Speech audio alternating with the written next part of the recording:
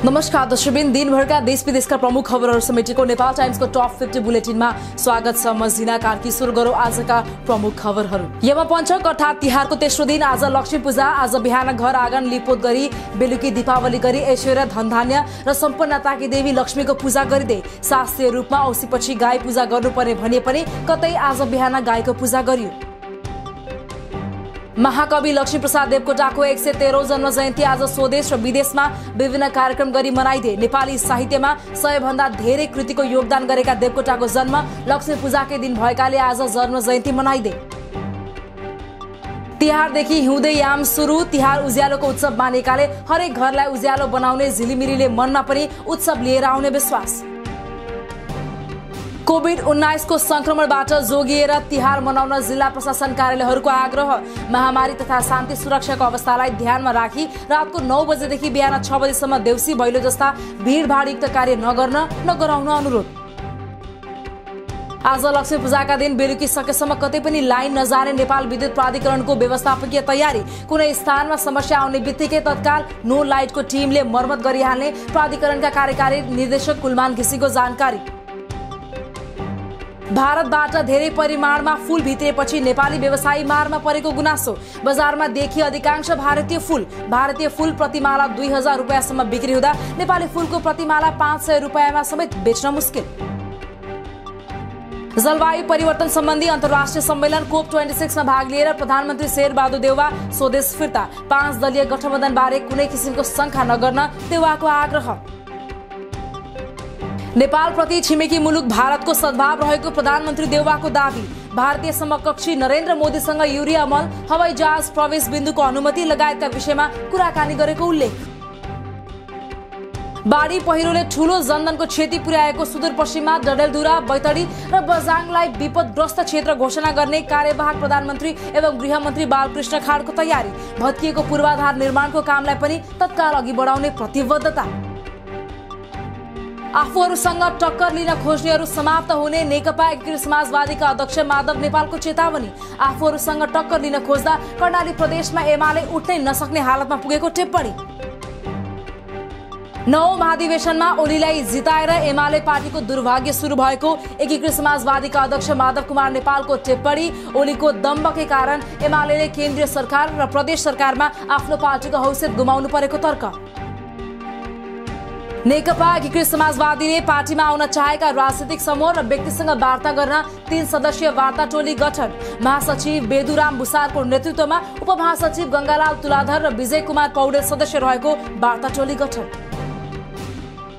सत्तारूढ नेकपा एकीकृत समाजवादी पार्टीले प्रधान न्यायाधीश चोरेन्द्र शमशेर जवराको राजीनामा मागबारे सर्वोच्चमा देखिएको समस्याबारे सत्तारूढ 5 दलीय गठबन्धनमा छलफल गर्ने। अदालतमा देखिएको समस्यालाई गम्भीर रूपमा लिएको उल्लेख। प्रधानमन्त्री शेरबहादुर देउवा र माओवादी केन्द्रका अध्यक्ष पुष्पकमल दाहाल प्रचण्डले एमसीसीका सम्बन्धमा पठाएको भनिएको पत्र तुरुन्त सार्वजनिक गर्न नेकपा एमालेका उपाध्यक्ष भीम रावलको माग। गोप्य पत्रचार देशघात भएको टिप्पणी। नामविहीन बनेको प्रदेशीयको नामाकरणलाई चाँडै टुङ्गो लगाउने प्रदेशीयका नवनियुक्त मुख्यमन्त्री राजेन्द्र कुमार रायको प्रतिबद्धता। नाम टुङ्ग्याउन 2/3 मत आवश्यक भएकाले एमालेसँग छलफल गरेर सहयोगको आग्रह गर्ने भनाई। विवेकशील साझा पार्टीको नयाँ विधान र केन्द्रीय समिति हेरफेर भएको विवरण अद्यावधिक भएको निर्वाचन आयोगको ठहर। निर्वाचन आयोगले अद्यावधिक गरेसँगै अबदेखि पार्टीमा अध्यक्ष रविन्द्र मिश्रमा मात्र कार्यकारी अधिकार निहित रहने। असन्तुष्ट संयोजक मिलन पाण्डे पक्ष निर्वाचन आयोगको निर्णय विरुद्ध अदालत जाने। पार्टीको 14औं महाधिवेशनलाई पार्टीलाई संस्थागत गर्न आफूले उपसभापति पदमा उम्मेदवारी दिने कांग्रेस उपसभापति विजय कुमार गच्छेदारको घोषणा। देशलाई अनुभव भएका नेताको जरुरी रहेको पनि उल्लेख। नेपाली कांग्रेसले वडा अधिवेशन हुन बाँकी सबै जिल्लामा तोक्यो निर्वाचन अधिकृत। कांग्रेसमा 13 जिल्लामा अझै वडा अधिवेशन हुन बाँकी। कांग्रेसको 14औं महाधिवेशन मङ्सिर 24 देखि 27 सम्म काठमाडौँमा हुने। कोरोना महामारीमा अलपत्र विदेशी पर्यटकको खोजी तथा उद्धारमा उत्कृष्ट कार्य गरेको भन्दै नेपालले पायो बेलायतबाट best respond to the pandemic gold award. लन्डनमा आयोजित कार्यक्रमका बीच अवार्ड पर्यटन मन्त्री पेन बहादुर आलीलाई हस्तान्तरण। सूचना उपलब्ध नगराएको भन्दै पशुपति क्षेत्र विकास कोषका प्रमुख कार्यकारी निर्देशक डाक्टर घनश्याम खतिवड़ालाई 15,000 रुपैयाँ जरिवाना। नागरिकको सूचना माग्ने र पाउने हकको उल्लङ्घन भएको भन्दै जरिवाना गरिएको सूचना आयोगको भनाई। अख्तियार दुरुपयोग अनुसन्धान आयोगद्वारा घुससहित एक नायब सुब्बा पक्राउ। ताहाचल स्थित वैदेशिक रोजगार कार्यालयमा नायब सुब्बा दुर्गाप्रसाद पोखरेल 21,000 घुससहित पक्राउ। सेवाग्राहीलाई आलटाल गरी बिचौलिया मार्फत घुस दिँदा पक्राउ। पेट्रोलियम पदार्थको मूल्य वृद्धिलाई राजनीतिक विषय नबनाउन नेपाल आयल निगमका कार्यकारी निर्देशक सुरेन्द्र कुमार पौडेलको आग्रह। अन्तर्राष्ट्रिय बजारमै पेट्रोलियम पदार्थको मूल्य वृद्धि भएकाले नेपालमा पनि मूल्य वृद्धि हुनु स्वाभाविक भएको तर्क। पछिल्लो 24 घण्टामा 6,384 जनाको कोरोना परीक्षण, 356 जनामा कोरोना भाइरस संक्रमण पुष्टि, 2 जनाको मृत्यु। आज 518 जना संक्रमण मुक्त। नेपालमा हालसम्म 74 लाख नागरिकले लगाए कोरोना विरुद्धको खोप। सरकारको 2,17,56,763 नागरिकलाई खोप लगाउने लक्ष्यमा 73,81,202 नागरिकले पूर्ण खोप र 87,19,995 ले लगाए पहिलो मात्रा खोप। दाङका 10वटै पालिकामा सबै वडामा कम्तीमा एक स्वास्थ्य इकाइ स्थापना। स्थानीय सरकारको गठनपछि नागरिकलाई स्वास्थ्य सेवा सर्वसुलभ रूपमा उपलब्ध गराउने उद्देश्यले सबै वडामा स्वास्थ्य इकाइ स्थापना। वीरगञ्ज बजारमा रहेको घण्टाघरको घडी पुनः सञ्चालनमा आयो। विगत 6 वर्षदेखि बिग्रिएको अवस्थामा रहेको घण्टाघरको घडी वीरगञ्ज महानगरको पहलमा मर्मत सम्भार पश्चात पुनः सञ्चालन।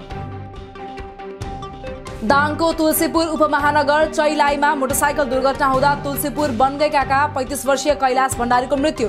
2 जना घाइते। मोटरसाइकलमा 3 जना सवार रहेकोले दुर्घटना भएको प्रहरीको भनाई। दाङमा 2 परिवार बीच कुटाकुट हुँदा 3 जना घाइते। शान्तिनगर गाउँपालिका वडा नम्बर 5 बबियाचोरमा गैराती 2 परिवार बीच झगडा हुँदा 3 महिनाकी संस्कृति कुँवर, 33 वर्षीय सीता कुँवर र 30 वर्षका प्रकाश कुँवर घाइते। स्याङ्जामा सिद्धार्थ राजमार्गको सुरु भयो संरक्षण अभियान। राजमार्गको स्याङ्जा खण्डमा झण्डै 80 किलोमिटर सडक एकै दिन मर्मत गर्ने काम सुरु। बेमौसमी वर्षातका कारण सडकमा क्षति भएपछि जिल्ला प्रशासन कार्यालय स्याङ्जाद्वारा पालिकाहरूको समन्वयमा अभियान सुरु। बुटवलमा भारतबाट भन्सा छलेर ल्याएका 50 लाख भन्दा बढीको सामान बरामद। बुटवलको तिनाउ पुल नजिकै कुर्ता सुरुवाल, चुन्नी, बनारसी साडी सहित 2 जना पक्राउ। काठमाडौँ टेकुबाट पटका सहित एक भारतीय नागरिक पक्राउ। सनी कस्मेटिक पसलका सञ्चालक भारत मोतिहारीका 48 वर्षीय जागा प्रसाद जयसवाललाई 23 किलो कोब्रा पटाका सहित नियन्त्रणमा लिएको प्रहरीको भनाई। पछिल्लो 20 दिनमा झण्डै 2600 जना पर्यटक पुगे सगरमाथा क्षेत्रमा। गएको असोज 26 गतेदेखि कार्तिक 15 गते भित्र 2598 जना पर्यटकले खुम्बु क्षेत्रको भ्रमण गरेको सगरमाथा राष्ट्रिय निकुञ्ज कार्यालयको भनाई। चितवनको भरतपुर महानगरपालिकामा 36 घण्टापछि बिजुली आपूर्ति सुरु। बुधबार दिनभर र राति अबेरसम्म मर्मत गरी 1 बजेदेखि बिजुलीको आपूर्ति सुरु गरेको प्राधिकरणको भनाई। कुलमान घिसिङ पनि सबस्टेशनको निरीक्षण गर्न फिल्डमा।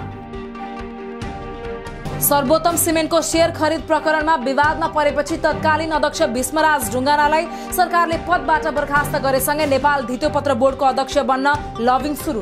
नयाँ अध्यक्ष नियुक्तिका लागि 3 सदस्यीय समिति गठन। आज सुनको मूल्यमा गिरावट, चाँदीको मूल्यमा स्थिरता कायमै। अघिल्लो दिनको कारोबार मूल्यका आधारमा सुनको मूल्य तोलामा 500 ले घटेर 91,000 रुपैयाँ तोकिएको नेपाल सुन चाँदी व्यवसायी सङ्घको जानकारी। सप्तरीको धान खेतमा फालिएको एक नवजात शिशुको उद्धार। धान खेतमा अलपत्र अवस्थामा शिशु रोइरहेको देखेपछि स्थानीय युवाको सक्रियतामा प्रहरीद्वारा उद्धार। नवजात शिशु फाल्नेको खोजी जारी। आगामी चुनावमा 5 दलीय गठबन्धन अझ बलियो हुने नेकपा एकीकृत समाजवादीका अध्यक्ष माधव कुमार नेपालको तर्क। एमालेमा रहेका पार्टी कार्यकर्तालाई आफ्नो पार्टीमा आउन चाहे जतिखेर आए पनि आफ्नो पार्टीमा ढोका खुल्ला रहेको संकेत। नेपालमा कोरोना भाइरसका सक्रिय संक्रमितको संख्या 9,000 भन्दा तल झर्यो। पछिल्लो 24 घण्टामा 518 जना निको भएसँगै सक्रिय संक्रमितको संख्या 8,890 मा। किशोर किशोरीलाई लक्षित गरेर नेपाल सरकारले फाइजरको 60 लाख मात्र खोप खरिद गर्ने प्रक्रिया अगाडि बढाएको स्वास्थ्य तथा जनसङ्ख्या मन्त्रालयको भनाई। विश्व ब्याङ्कको सहयोगमा फाइजरको 60 लाख मात्र खोप खरिद गर्ने तयारी। नेकपा माओवादी केन्द्रका अध्यक्ष पुष्पकमल दाहाल प्रचण्ड र एमाले अध्यक्ष केपी शर्मा ओली बीच आरोप प्रत्यारोप। प्रचण्डले ओलीले कहिले गणतन्त्र नचाहेको भन्ने अभिव्यक्ति उप आफूहरूले 25 वर्ष अगाडि गणतन्त्रको अभियान थालेको भन्दै कटाक्ष। आज तराईमा बसोबास गर्ने आदिवासी थारू समुदायले भिन्नै तरिकाले घरमा लक्ष्मी भित्र्याउँदै घरमा हुक्के हुक्का खेलेर र सुप्पो अर्थात् नाङ्लो छचाएर भूत पिशाच र दलिदर राक्षसलाई बाहिर निकालेर लक्ष्मी भित्र्याउने प्रचलन। भारतले विकास गरेर भारतमै उत्पादन गरेको कोरोना भाइरस विरुद्धको खोप कोभ्याक्सिनले पायो आपतकालीन प्रयोगको अनुमति। WHO को अनुमतिपछि अब अरू देशमा पनि यो खोप लगाउने बाटो खुल्यो। एमाले आगामी महाधिवेशनको खर्चको लागि चन्दा नउठाउने एमाले सचिव योगेश भट्टराईको भनाई। सदस्यता र नवीकरण नै एमालेको खर्चको स्रोत भएको तर्क। भारतीय खुला विद्युत बजारमा निजी क्षेत्रलाई पनि प्रवेशका लागि अनुमति दिन ऊर्जा व्यवसायीहरूको सरकारसँग माग। भारतको निर्णय अनुसार नेपालका विद्युत व्यापार गर्न कुनै पनि संस्थाले त्यहाँको खुला बजारमा विद्युत बिक्री गर्न नपाउने। कोभिड-19बाट प्रभावित अति विपन्न परिवारलाई 10,000 दिने सरकारको निर्णय बमोजिम। आवेदनका लागि 15 दिने सूचना जारी। सरकारको यो सहायता लिने व्यक्तिलाई राज्यले आवश्यक परेका बेला स्वयं सेवामा पनि लगाउन सक्ने। इजरायलद्वारा सिरियाको राजधानी दमास्कस क्षेत्रमा क्षेप्यास्त्र आक्रमण। सिरियामा बढ्दो इरानी प्रभाव र सैन्य उपस्थितिपछि सजग बनेको इजरायलले कैयौं पटक सिरियाली भूमिमा आक्रमण। अफगानिस्तानलाई 66 रनले हराउँदै आइसिसी T20 विश्वकपमा भारतले निकाल्यो पहिलो जित। जितसँगै भारतले सेमिफाइनल पुग्ने 0 सम्भावना कायमै। अफगानिस्तानको राजधानी काबुलको एक सैनिक अस्पतालमा गराइएको विस्फोटन र आक्रमणमा परि 20 जनाको मृत्यु। हमलामा तालिबान सेनाको वरिष्ठ कमान्डरको मृत्यु। आक्रमणको जिम्मा इस्लामिक स्टेटसँग आबद्ध ISK-ले लियो। इरान र अरू 6 देशबीच सन् 2015 मा भएको ऐतिहासिक परमाणु सम्झौतालाई बिउताउने उद्देश्य राखेर गर्न लागेको वार्ता छिटै हुने तय। आउँदो नोभेम्बर 29 तारिखमा वार्ताका लागि भियनामा भेट्ने सहमति भएको इरानका प्रमुख वार्ताकारको भनाई। र इन्धनका लागि कोइलाको सबैभन्दा बढी प्रयोग गर्ने पोल्यान्ड, भियतनाम, चिली, क्यानाडा लगायतका 40 देशले जैविक इन्धनको प्रयोग हटाउने। अस्ट्रेलिया, भारत, चीन र अमेरिका जस्ता कोइलामा बढी निर्भर देशहरू भने उक्त प्रतिबद्धताबाट टाढे। दिनभरका देश विदेशका प्रमुख खबरहरू समेटेको नेपाल टाइम्सको टप 50 बुलेटिन अहिलेलाई सकियो। हामी भोलि फेरि टप 50 समाचारका साथ उपस्थित हुने नै छौँ। नेपाल टाइम्सको युट्युब च्यानललाई सब्स्क्राइब गरिदिनु भएकोमा र फेसबुक पेज लाइक गरिदिनु भएकोमा धन्यवाद। ताजा खबरहरू नेपाल टाइम्सको अनलाइन पोर्टल www.nepaltimes.net मा पनि गएर हेर्न सक्नुहुनेछ। नेपाल टाइम्स हेर्दै गर्नुहोला। नमस्कार।